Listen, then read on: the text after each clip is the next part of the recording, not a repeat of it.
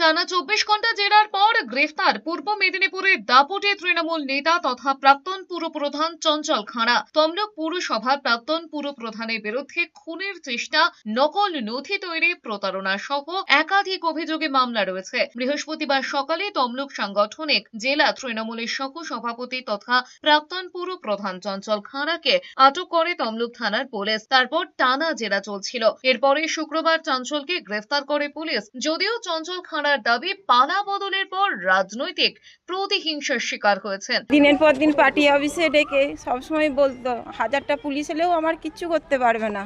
এদিকে তোলাবাজির অভিযোগে গ্রেফতার বাগুইয়াটির তৃণমূল কাউন্সিলর। জানা গিয়েছে বিধাননগর পৌরসভার 9 নম্বর ওয়ার্ডের কাউন্সিলর সমরেশ চক্রবর্তী তোলাবাজি সহ একাধিক অভিযোগ রয়েছে। বছরখানেক আগে প্রমোটার কিশোর হালদারের থেকে তোলাবাজির টাকা চেয়ে না পেয়ে পিস্তলের বাট দিয়ে মাথা ফাটিয়ে দেওয়ার অভিযোগ উঠেছিল সমরেশ চক্রবর্তী ও তাঁর দলবলের বিরুদ্ধে। তারপর থেকেই এলাকা ছাড়া ছিলেন সমরেশ। অন্যদিকে মালদাতে প্রায় 14 কোটি টাকার দুর্নীতিতে গ্রেফতার বিধায়ক সমর মুখার্জির ঘনিষ্ঠ তৃণমূল পঞ্চায়েত প্রধান এবং তাঁর স্বামী এলাকার দাপুটে তৃণমূল নেতা।